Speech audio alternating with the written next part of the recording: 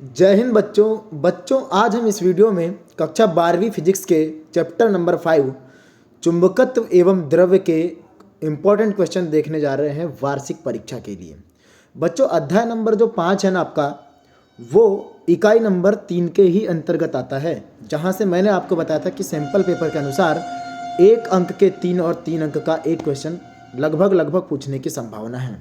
इसका मतलब हमको बड़े सवाल के साथ साथ छोटे सवालों पर भी पूरा ध्यान देना है।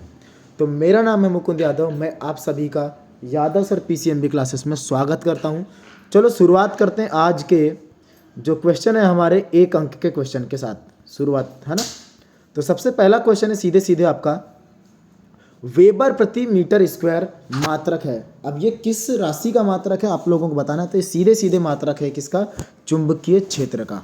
इसके पश्चात देखिए अगला क्वेश्चन है, चुंबकीय क्षेत्र का मात्रक है। तो इसका मात्रक क्या हो जाएगा, वेबर प्रति मीटर स्क्वायर, लेकिन यहाँ पर दिया हुआ नहीं है। तो इसका एक और मात्रक होता है बेटा, ऑप्शन नंबर सी, न्यूटन प्रति एम्पियर मीटर। याद रखना, ठीक है, मतलब ऑप्शन नंबर सी है इसका। तीसरे का देखिए, एक चुंबकीय सुई को असमान चुंबकीय क्षेत्र में रखा जाता है तो वह क्या क्या अनुभव करती है। तो बेटा उसका सही आंसर आएगा ऑप्शन नंबर ए, एक बल का अनुभव करती है और एक बल आघूर्ण का अनुभव करती है। समझ गए, चुंबकीय सुई को आप लोग असमान चुंबकीय क्षेत्र में रखोगे ना, तो उस पर एक बल भी कार्य करेगा और एक बल आघूर्ण भी कार्य करेगा, ये दोनों कार्य करते हैं। अगला देखिए 4th नंबर का क्वेश्चन, यदि चुंबकीय क्षेत्र बी तथा एक चुंबक का चुंबकीय आघूर्ण एम हो तो अधिकतम स्थितिज ऊर्जा क्या है, आप लोगों को बताना है। तो इसका आंसर देखो, ये 4 ऑप्शन आप लोगों के सामने दिखाई दे रहे हैं, ठीक है। तो इसका आंसर आएगा सेकंड ऑप्शन 2mb, ठीक है बेटा। ये आप लोग जब इसका व्यंजक आप लोग ज्ञात करोगे ना, तब आप लोगों को पूरा समझ में आ जाएगा। अगला क्वेश्चन है 5वां वाला, एक धारावाही लूप चुंबकीय क्षेत्र में व्यवहार करता है। तो धारावाही लूप जो है ना बेटा, वो चुंबकीय क्षेत्र में किस प्रकार का व्यवहार करता है, आप लोगों को जवाब देना है। तो ये जो है ना, चुंबकीय द्विध्रुव की भांति कार्य करता है, ठीक है। किसकी तरह कार्य करेगा बोलोगे आप लोग, चुंबकीय द्विध्रुव की भांति कार्य करता है। 6वां क्वेश्चन देखिए, एक स्थान पर नति कोण का मान। देखो बेटा ये क्वेश्चन मैं आप लोगों को नहीं बताऊंगा, क्योंकि यहाँ पर ना कुछ पुराने क्वेश्चन भी शामिल हैं जो कि कोर्स से इस बार हट गए हैं। तो ये वाला क्वेश्चन आप लोगों को नहीं आएगा, 6वें नंबर का क्वेश्चन, ध्यान देना बात को, है ना। 7वां नंबर है आपका, लौह चुंबकीय पदार्थ का उदाहरण है। तो लौह चुंबकीय पदार्थ जो लोहे के आसपास आपको दिखता है ना, आयरन, निकिल, कोबाल्ट, ये लोग लौह चुंबकीय के अंतर्गत आएंगे। तो यहाँ पर क्या क्या दिखाई दे रहा है आप लोगों को, निकिल दिखाई दे रहा है। तो 7वें का आपका आंसर आएगा बी वाला ऑप्शन, निकिल आएगा इसका आंसर, ठीक है। फिर से देखिए, ध्रुवों पर नमन कोण का मान। देखो बेटा इसका आंसर बताने में कोई दिक्कत की बात नहीं है, इसका आंसर है 90 डिग्री, लेकिन ये जो है ना इस बार कोर्स में अब नहीं है और ये हमेशा ही नहीं रहेगा। 8वां क्वेश्चन, 9वां क्वेश्चन ये नहीं रहेगा, और 9वें का आंसर मैं आपको बता दूं कि ऑप्शन नंबर ए है, पर आप लोग इसको नहीं पढ़ना इस बार। अगला देखिए 10वां क्वेश्चन है आपका, निम्न चुंबकीय प्रवृत्ति परंतु, मतलब क्या बोल रहा है, निम्न की चुंबकीय प्रवृत्ति अल्प किंतु धनात्मक होती है। हाँ, इसका मतलब है कि चुंबकीय प्रवृत्ति कम होती है लेकिन धनात्मक होती है। तो ये इनमें से किस पदार्थ का ये जो गुण है आप लोगों को बताना है। तो 10वें का आंसर आएगा सीधे अनुचुंबकीय पदार्थ। ये जो गुण है ना बेटे वाला, जिसकी चुंबकीय प्रवृत्ति कम तो होती है लेकिन धनात्मक होती है, वो अनुचुंबकीय पदार्थ आएगा। आपको बता दूं कि इस अध्याय से अनुचुंबकीय, प्रतिचुंबकीय और लौह चुंबकीय पदार्थ में अंतर सबसे मोस्ट इंपॉर्टेंट क्वेश्चन बनने वाला इस साल के लिए, याद रखना। क्योंकि ये जो अध्याय है ना बहुत छोटा कर दिया गया है, इसमें ज़्यादा सवाल नहीं है ना। आप लोगों को यहाँ पर आप लोगों को चुंबक पढ़ना है, चुंबक के गुण पढ़ना है, चुंबकीय क्षेत्र रेखा पढ़ना है, ठीक है। अक्षीय और निरक्षीय स्थिति के व्यंजक को थोड़ा ध्यान में रखना है बस। उसके बाद अभी जो मैंने बताया ना, प्रतिचुंबकीय पदार्थ, अनुचुंबकीय पदार्थ और लौह चुंबकीय पदार्थ, इन तीनों में आपको अंतर, ये इंपॉर्टेंट सवाल बनने वाला है इस साल, समझ गए। तो 10वें का आंसर आएगा अनुचुंबकीय पदार्थ। 11वां सवाल देखिए, किसी स्थान पर पृथ्वी के, अच्छा ये भी क्वेश्चन को छोड़ दो आप लोग, अगर आप लोग इसका आंसर चाहते तो इसका आंसर 45 डिग्री आएगा, ठीक है। चलो ये वाला क्वेश्चन बता देता हूँ, लेकिन चलो ठीक है, ये भी शायद नहीं पूछा जाएगा आपसे। कौन सा, 12वां, स्वतंत्रता पूर्वक लटका चुंबक भू चुंबकीय ध्रुवों पर ठहरता है, ठीक है। तो कैसा ठहरता है, इसका आंसर आएगा पूर्णतः ऊर्ध्वाधर, ठीक है। अगला क्वेश्चन देखिए, ये क्या बोल रहे हैं, नमन कोण का मान, ये नहीं आएगा आप लोगों को, फिर भी इसका आंसर जो आएगा वो 60 डिग्री आएगा, ठीक है। देखिए, पर इस क्वेश्चन को आप लोगों को नहीं पढ़ना है। मैंने जिन क्वेश्चन का मैं आप लोगों को पढ़कर सुना रहा हूँ, जिनका आंसर मैं बता रहा हूँ, बस आपको उन्हीं को पढ़कर जाना है। एसआई पद्धति में ध्रुव प्राबल्य का मात्रक क्या होता है? तो इसका मात्रक होगा बेटा, याद रख लो इसको, एम्पियर मीटर होता है। बहुत बार पूछा गया है, याद रखेंगे ना। सही जोड़ी में पूछा था पिछली बार शायद कि ध्रुव प्राबल्य और उस तरफ था एम्पियर मीटर, तो याद रखेंगे ध्रुव प्राबल्य का ऐसा ही मात्रक होता है एम्पियर मीटर।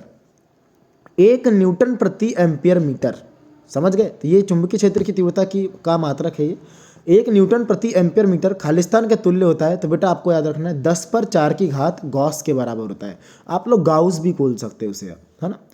चुंबकीय आघूर्ण की दिशा, तो चुंबकीय आघूर्ण की दिशा हमेशा दक्षिणी ध्रुव से उत्तरी ध्रुव की अर्थात एस ध्रुव से एन ध्रुव की ओर होती है, याद रखेंगे, चुंबकीय अक्ष के अनुदिश होती है। ठीक है। चौथा क्वेश्चन, चुंबकीय आघूर्ण का एसआई पद्धति में मात्रक, तो इसका मात्रक है बेटा एम्पियर मीटर स्क्वायर। अगला देखिए, आदर्श द्विध्रुव का आकार, ये तो चैप्टर नंबर 1 में भी था, है ना, उसमें भी था, वहाँ विद्युत द्विध्रुव था, यहाँ पे चुंबकीय द्विध्रुव है।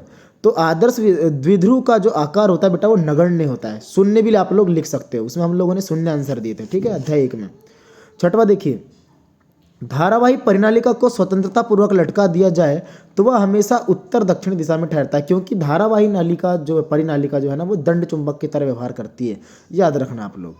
7वां सवाल क्या है, अक्षीय स्थिति में निरक्षीय स्थिति की तुलना में चुंबक के मध्य बिंदु से उतनी ही दूरी पर चुंबकीय क्षेत्र जो होता है वो 2 गुना होता है। Same to same chapter number 1 की तरह उसमें विद्युत क्षेत्र की तीव्रता रहता है, इसमें क्या है चुंबकीय क्षेत्र की तीव्रता है। तो उसमें भी अक्षीय स्थिति की जो तीव्रता है वो निरक्षीय स्थिति से दोगुनी होती है, तो यहाँ पर भी इसका आंसर दोगुनी आएगा, सेम टू सेम। अब जैसे देखो, अभी मैंने आप लोगों को बताया था कि धारावाही परिनालिका, ये सवाल इंपॉर्टेंट है आपका 8वां सवाल, धारावाही परिनालिका खालिस्तान की तरह व्यवहार करती, तो इसका आंसर आएगा दंड चुंबक की तरह व्यवहार करती, या फिर उसी को आप लोग छड़ चुंबक भी बोल सकते हो। अगला जो सवाल है आपका 9वां वाला, चुंबकीय आघूर्ण वाले चुंबक को उसकी लंबाई के अनुदिश 2 बराबर भागों में काटने पर प्रत्येक भाग का चुंबकीय आघूर्ण जो है ना खालिस्तान हो जाता है, तो इसका जवाब आएगा m से कम हो जाता है, m से कम इसका आंसर आएगा। ठीक है। अगला देखिए, छड़ चुंबक की स्थितिज ऊर्जा, इसका बेटा व्यंजक पूछ रहा है आप लोगों से। तो जैसे वहाँ पे अध्याय 1 में क्या था, -PE cos थीटा आया था शायद, यहाँ पर इसका जवाब आएगा -MB cos थीटा, याद रखेंगे, है ना। U = क्या आएगा, -MB cos थीटा, आगे याद रखना, जहाँ पर B जो है वो चुंबकीय क्षेत्र की तीव्रता है। ठीक है बेटा। अब देखो आगे 11वां सवाल, प्रतिचुंबकीय पदार्थ प्रबल चुंबक से, बेटा प्रतिचुंबकीय पदार्थ कभी भी ना प्रतिकर्षित होते हैं, और अनुचुंबकीय और लौह चुंबकीय जो है वो आकर्षित होते हैं, याद रखना। प्रतिचुंबकीय पदार्थ यहाँ पर क्या आएगा, प्रबल चुंबक से क्या होते हैं, प्रतिकर्षित होते हैं। अनुचुंबकीय पदार्थ को चुंबकीय क्षेत्र में लटकाने पर वे क्षेत्र के कैसे खालिस्तान हो जाते हैं, तो आपका जवाब आएगा समांतर हो जाते हैं। इन तीनों में अंतर पढ़ोगे ना बेटा आप लोग, तो ये जो है ना इन तीनों से रिलेटेड कोई भी सवाल आएगा तो आप लोग उसको बड़े आराम से ही बना लोगे। अगला सवाल देखिए 13वां सवाल, अनुचुंबकीय पदार्थ की चुंबकीय प्रवृत्ति ताप के खालिस्तान होती है, तो इसका जवाब आएगा व्युत्क्रमानुपाती होती है। 14वां सवाल, विद्युत चुंबक खालिस्तान के बनाए जाते हैं, तो ये हमेशा नरम लोहे के बनाए जाते हैं। सवाल आता है कि विद्युत चुंबक हमेशा नरम लोहे के क्यों बनाए जाते हैं, उसका भी जवाब आप लोग पढ़कर जाना। देखिए अगला सवाल, भूचुंबकीय ध्रुवों में नमन कोण का मान, देखो बता सकता हूँ लेकिन बेटा मेरे हिसाब से रहने दो इसको ना, इसका आंसर 90 डिग्री आएगा। अगला जो आएगा 0 डिग्री आएगा, छोड़ देना, लेकिन उसको 15 और 16 दोनों को छोड़ देना आप लोगों को, 17 को भी छोड़ देना है। वैसे नमन कोण का मापन नति मापी से किया जाता है, लेकिन उसको भी छोड़ देना आप लोग, तो 15, 16, 17 को छोड़ दो, इसको मत पढ़ना आप लोग। ठीक है। फिर उसके बाद 18 को भी छोड़ देना, 19 को भी छोड़ देना और 20 को भी छोड़ देना। बस ये सवाल इस बार नहीं आएंगे आप लोगों को। ठीक है बेटा। अब आ चुका है अपने पास सत्य असत्य में। समान प्राबल्य के 2 सजातीय ध्रुव चुंबकीय द्विध्रुव आघूर्ण का निर्माण करते हैं, तो इसका आंसर आ जाएगा असत्य। डायरेक्ट चुंबकीय द्विध्रुव का निर्माण करते हैं। एक चुंबक को तोड़कर उसका अकेला ध्रुव प्राप्त किया जा सकता है, ये हो ही नहीं सकता कि आप लोग चुंबक को तोड़ोगे तो उसके दोनों ध्रुव अलग अलग हो जाएंगे, ये असंभव है बेटा। जबकि ये बोल रहा है क्या, अलग अकेला ध्रुव प्राप्त किया जा सकता है, तो बिल्कुल गलत है ये, तो ये असत्य आएगा इसका आंसर। तीसरा देखिए, धारावाही लूप का चुंबकीय आघूर्ण फेरों की संख्या पर निर्भर करता है, तो इसका आंसर आएगा बिल्कुल सही। अगला देखिए, चुंबकीय आघूर्ण की दिशा एन ध्रुव से एस ध्रुव की ओर होती है, तो ये असत्य है, क्योंकि अभी मैंने आपको खालिस्तान बताया था एस ध्रुव से एन ध्रुव की ओर होती है। 5वां देखिए, चुंबकीय क्षेत्र का मात्रक टेस्ला होता है, ये भी बिल्कुल सही है। ठीक है। 6वां देखिए, धारावाही परिनाली का प्रेरण की क्रिया दर्शाती है, तो ये भी सत्य बात है। समझ गए? प्रेरण की क्रिया होती है वो आप लोग अभी देख लेना, क्या 2 अंक के कुछ क्वेश्चन आएंगे उसमें आप लोग देख सकते हो। अब 7वां क्वेश्चन देखिए, चुंबकीय क्षेत्र में वह बिंदु जहां पर परिणामी चुंबकीय क्षेत्र शून्य होता है उसे उदासीन बिंदु कहते हैं। बिल्कुल सत्य बात है ये। चुंबकीय क्षेत्र रेखाएं एक दूसरे को काटती है, बिल्कुल गलत है ये।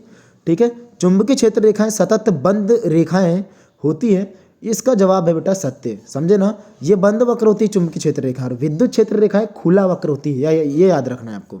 10वां देखिए, यदि चुंबक की स्थितिज ऊर्जा निम्न है तो चुंबक स्थायी संतुलन में होता है, तो इसका आंसर आएगा सत्य। अगला देखिए, अनुचुंबकीय पदार्थ प्रबल चुंबक से प्रतिकर्षित होते हैं। असत्य है, क्योंकि अभी मैंने आपको थोड़ी देर पहले बताया था कि अनुचुंबकीय और लौह चुंबकीय आकर्षित होते हैं, जबकि प्रतिचुंबकीय जो है वो प्रतिकर्षित होता है। 12वां सवाल देखो, प्रतिचुंबकीय पदार्थ के प्रत्येक परमाणु में नेट चुंबकीय आघूर्ण शून्य होता है, तो बिल्कुल सत्य है। स्थायी चुंबक बनाने के लिए नर्म लोहे का उपयोग किया जाता है, तो स्थायी चुंबक बनाने के लिए अपन लोग स्टील का उपयोग करते हैं, मतलब फौलाद का। याद रखना, ये तो गलत आ जाएगा। ठीक है, स्थायी चुंबक बनाने के लिए अपन लोग इसका इस्तेमाल नहीं करते, विद्युत चुंबक बनाने के लिए नर्म लोहे का इस्तेमाल करते हैं, और स्थायी वाले के लिए स्टील का या फिर फौलाद का इस्तेमाल करते हैं, याद रखना। अगला 14 वाला, क्यूरी बिंदु के ऊपर ताप पर लौह चुंबकीय पदार्थ अनुचुंबकीय पदार्थ की भांति व्यवहार करता है, तो ये बिल्कुल सही है। अगला देखिए, जब किसी प्रतिचुंबकीय पदार्थ को असमान चुंबकीय क्षेत्र में रखा जाता है तो वह कम तीव्रता वाले भाग से अधिक तीव्रता वाले भाग की ओर चलने लगता है, ये असत्य आएगा। समझ गए? अब अगला देखिए, विद्युत उपकरणों के क्रोड नर्म लोहे के बनाए जाते हैं, बिल्कुल सही है। अगला देखिए, चुंबकीय ध्रुवों पर पृथ्वी के चुंबकीय क्षेत्र के घटक शून्य होते हैं। ये क्वेश्चन जो है वो हट गया है, क्षैतिज घटक शून्य होता है, हट चुका है, ये नहीं आएगा ये, लेकिन फिर भी इसका आंसर सही है, सत्य आएगा। देखिए, चुंबकीय अम्योत्तर भौगोलिक अम्योत्तर के बीच के कोण को नमन कोण कहते हैं, ये भी असत्य आएगा, पर ये आप लोगों को एग्जाम में नहीं आएगा। 17, 18 और 19 वाला क्वेश्चन, समझ गए? 19 वाला सही है, पढ़ लेना आप लोग उसको। समझ गए? आगे देखिए, चुंबकीय आघूर्ण का व्यंजक आप लोगों से पूछ रहा है बेटा, तो चुंबकीय आघूर्ण का व्यंजक सीधे सीधे यहाँ पे आएगा, डी वाला ऑप्शन, NiA। अगला देखिए, चुंबक की स्थितिज ऊर्जा, इसका व्यंजक तो मैंने अभी थोड़ी देर पहले आप लोगों को बताया था, -mb cos थीटा, मतलब ई वाला ऑप्शन इसका आएगा। इसके बाद तीसरा देखिए, चुंबक को घुमाने में किए गए कार्य का व्यंजक, तो कार्य का जो व्यंजक है वो mb, मतलब ऑप्शन नंबर बी, mb कोष्टक के अंदर 1 - cos थीटा, याद रखेंगे। ठीक है, चलिए। 4, अक्षीय स्थिति में चुंबकीय क्षेत्र की तीव्रता, हाँ ये व्यंजक आप लोगों को याद रखना पड़ेगा, ये चैप्टर नंबर 1 की तरह व्यंजक है। देखो ये, इसका जवाब आएगा कौन सा? 4 का सीधे सीधे ऑप्शन आ रहा है यहाँ पे, सी वाला, μ0/4π 2m/d3 है ना। ये अक्षीय स्थिति में 2 आता है सामने, ध्यान देना, और निरक्षीय स्थिति में सिर्फ m/d3 आएगा, मतलब ऑप्शन नंबर ए आएगा। इसलिए तो बोलते हैं अक्षीय स्थिति में तीव्रता जो है वो निरक्षीय स्थिति से 2 गुनी होती है। अगला सही जोड़ी देख सकते हैं आप लोग, प्रतिचुंबकीय पदार्थ, तो प्रतिचुंबकीय पदार्थ मतलब जो प्रबल चुंबक से प्रतिकर्षित होंगे, जैसे कि इसका आंसर आ रहा है क्या? तांबा। दूसरा, अनुचुंबकीय पदार्थ, तो अनुचुंबकीय पदार्थ जो आएगा इसका आंसर आएगा एल्यूमिनियम। लौह चुंबकीय पदार्थ, तो इनमें से देख लो लौह चुंबकीय पदार्थ क्या हो सकता है, तो ये आएगा स्टील, मतलब इस्पात। अगला देखिए, चौथा, विद्युत चुंबक किसके बनाए जाते हैं, तो अभी बताया था मैंने, नर्म लोहे के बनाए जाते हैं। और 5वां जो है स्थायी चुंबक जो है वो एल्नी को आ रहा है यार इसका आंसर, ये थोड़ा सा मिस्टेक लग रहा है, थोड़ा सा इसमें याद रखेंगे, क्योंकि स्थायी चुंबक जो है उसका आंसर इस्पात आना चाहिए। ठीक है बेटा, देखना इसका आंसर। अब इसके आगे बढ़ते हैं अपन लोग नेक्स्ट क्वेश्चन पे। तो यहाँ पर बहुत सारे क्वेश्चन जो है ना बेटा वो रिपीटेड मिलेंगे, तो जो क्वेश्चन रिपीटेड रहेंगे मैं आप लोगों को उसको नहीं बताऊंगा, याद रखना। तो जैसे पहला ही क्वेश्चन आपका रिपीट हो चुका है, समझ गए ना। फिर उसके बाद आप लोग देखोगे क्या आ रहा है, 2 चुंबकीय ध्रुवों के बीच की दूरी अगर आप लोग आधी कर दो तो उनके बीच लगने वाला जो बल है वो 4 गुना हो जाता है, याद रखना। ठीक है, अगला क्वेश्चन देखिए, तीसरा वाला, साम्यावस्था में एक समान चुंबकीय क्षेत्र में चुंबकीय द्विध्रुव की अक्ष तथा चुंबकीय क्षेत्र के दिशा के बीच का कोण होता है, तो इसका जवाब आएगा 3rd वाला, 0। ठीक है, अब आगे देखिए, तो यहाँ पर देख लीजिए, चौथा वाला क्वेश्चन रिपीट हुआ, इसका आंसर हमको पहले से ही पता है।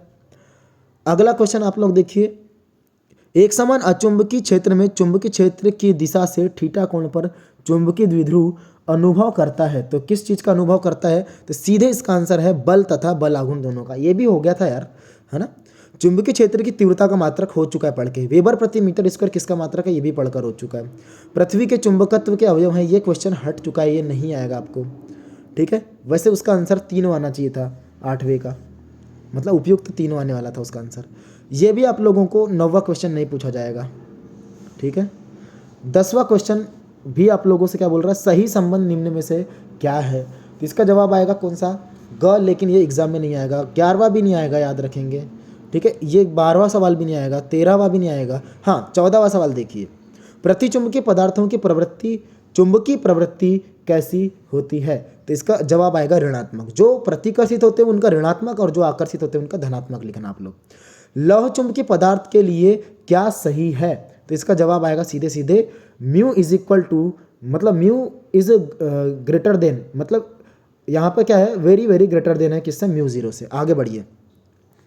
अगला 16वां क्वेश्चन देखिए आप लोग, यदि पदार्थ के प्रत्येक परमाणु का परिणामी चुंबकीय आघूर्ण 0 है तो वह पदार्थ जो है वो क्या होगा? तो इसका जवाब आएगा क्या? प्रतिचुंबकीय। इसको हम लोगों ने अभी थोड़ी देर पहले पढ़े थे। लोहा जो है बेटा वो कौन सा वाला पदार्थ है? तो जवाब आएगा लौह चुंबकीय पदार्थ, है ना।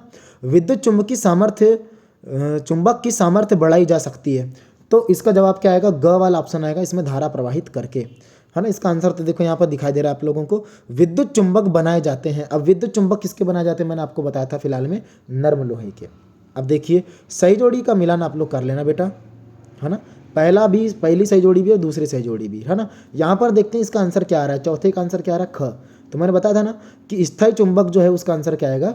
स्टील आएगा। तो ये कन्फ्यूजन मत डालना दिमाग में, यहाँ सीधे सीधे चौथा ऑप्शन देखिए, चौथा स्थायी चुंबक का आंसर आपका स्टील आएगा, याद रखेंगे, ठीक है। इसके बाद सत्य असत्य बेटा, सत्य असत्य के सारे क्वेश्चन आप लोग देख लेना, और जो क्वेश्चन मैंने हट चुके हैं करके बता, जैसे क्षैतिज घटक, है ना, इनको नहीं पढ़ना आप लोगों को। रिक्त स्थानों की पूर्ति, ये भी आप लोग पूरा पढ़ लेना, क्वेश्चन यहाँ पे बहुत सारे रिपीटेड है ना। तो इनके आंसर देखिए आपके सामने उपलब्ध है कि नहीं है, बताइए। अब इसके बाद देखिए एक वाक्य में उत्तर, एक वाक्य में सारे उत्तर आप लोगों को यहाँ से पढ़ लेना है। ज़्यादा बड़ा चैप्टर नहीं है ये, बड़े आराम से ये चैप्टर को आप लोग खत्म कर सकते हो। इसके बाद देखिए ये परीक्षा बोर्ड से कुछ क्वेश्चन मैंने आप लोगों के सामने यहाँ पर लिया हूँ। परीक्षा बोर्ड के क्वेश्चन बेटा इसलिए मैं लेता हूँ कि आपको पता चल जाए कि कौन सा सवाल किस सन में आप लोगों को पूछा गया है, समझ गए। बाकी देखो यहाँ के सारे सवाल तो हम लोगों ने पहले ही पढ़ लिए हैं, बात गलत है कि सही है बताइए पहले आप लोग, ठीक है। तो यहाँ से आप लोग सारे के सारे सवाल यहाँ से देख लेना। देखो यहाँ से एक सवाल आया है, चुंबक के चुंबकीय आघूर्ण की दिशा क्या होती है? जब से हम लोग इसी को वही पढ़ रहे हैं, एस ध्रुव से किधर की ओर होती है? एन ध्रुव की ओर। तो हम लोग पढ़ते आ रहे हैं जब से यही सब चीज़ें, ठीक है बेटा। तो यहाँ से 2 अंक के क्वेश्चन आप लोग जरूर पढ़ लेना। उसके बाद देखिए यहाँ से देखिए 2023 में ये जो क्वेश्चन आया इसको भी जरूर पढ़ना कि इसके अंतिम सिरे क्यों नहीं होते चुंबकीय क्षेत्र रेखाओं के, ठीक है। देखिए अनुचुंबकीय पदार्थ, प्रतिचुंबकीय पदार्थ और लोह चुंबकीय पदार्थ, तीनों में आप लोगों को, तीनों का डिटेल में आप लोगों को जानकारी यहाँ पर दिया है, ठीक है। आगे बढ़ते हैं तो सीधे सीधे अब आगे देखिए, कूलाम के व्युत्क्रम वर्ग का नियम। बेटा इन सवालों को इसलिए पढ़ लेना है क्योंकि इनको ज़्यादा पढ़ने की आवश्यकता नहीं है। चैप्टर नंबर 1 आपका तैयार है ना, तो कूलाम का नियम जबरदस्त है, एकदम वैसा ही है जैसा कि चैप्टर नंबर 1 में है। थोड़ा थोड़ा सा फर्क आएगा, बस हो गया, समझ गए ना। इसलिए आप लोगों को ये पढ़ना बहुत जरूरी है। उसके बाद देखिए चुंबकीय क्षेत्र रेखाओं की परिभाषा और इनकी क्वालिटी, मतलब इनका गुण आप लोग जरूर पढ़ लेना बेटा, ये जरूर एग्जाम में पूछने लायक सवाल है, याद रखना ना, ये मोस्ट इंपॉर्टेंट लगा लेना, चुंबकीय क्षेत्र रेखाएं क्या होती है। उसके बाद देखिए अक्षीय स्थिति में तीव्रता का व्यंजक, ये भी चैप्टर नंबर 1 की तरह, इसलिए इसको भी पढ़ना। एक बार नज़र मार लोगे ना आप लोग, जिसका चैप्टर नंबर 1 तैयार है ये अपने आप लोगों से बन जाएगा, इसकी अक्षीय स्थिति, है ना। और उसके बाद देखिए निरक्षीय स्थिति का सवाल भी आप लोगों से बड़े आराम से बन जाएगा, इसलिए इन दोनों को एक नज़र डालने में क्या जाता है कि नहीं। अब देखिए दंड चुंबक और धारावाही परिनालिका में क्या अंतर है, आप लोगों को जरूर देख लेना है। और इसके बाद में आप लोगों को बताया था, देखिए बल आघूर्ण का व्यंजक है यहाँ पे, तो ज़्यादा क्वेश्चन तो ही नहीं है यहाँ पे, बल आघूर्ण का व्यंजक ये आ चुका है। इसके बाद आप लोगों के सामने दिखाई दे रहा होगा सबसे मोस्ट इंपॉर्टेंट क्वेश्चन इस साल का, प्रतिचुंबकीय पदार्थ, अनुचुंबकीय पदार्थ और लौह चुंबकीय पदार्थ में अंतर लिखने आएगा। तो आप लोग ये अंतर को जरूर याद करना क्योंकि इनसे संबंधित एक एक अंक के क्वेश्चन भी बन रहे हैं, समझ गए ना बेटा। और आप सभी को अगर ये वीडियो पसंद आ रहा है तो वीडियो को जरूर लाइक करना, अपने दोस्तों में शेयर कर देना, और अभी तक सब्सक्राइब नहीं किया हो तो ज़रूर सब्सक्राइब कर लेना, है ना। देखिए इस क्वेश्चन, इस अध्याय का सबसे लास्ट क्वेश्चन है और सबसे इंपॉर्टेंट क्वेश्चन है ये। नर्म लोहा और स्टील मतलब फौलाद में आपको अंतर लिखना है ना। सबसे लास्ट वाला अंतर देखिए बहुत ही इंपॉर्टेंट है। अस्थायी चुंबक नर्म लोहे के बनाए जाते हैं और स्थायी चुंबक किसके बनाए जाते हैं, स्टील अर्थात फौलाद के। ठीक है बच्चों, तो मिलते हैं बहुत ही जल्द अपन लोग नए अध्याय के साथ अगले वीडियो में। तब तक के लिए सभी बच्चों को मेरा जय हिंद।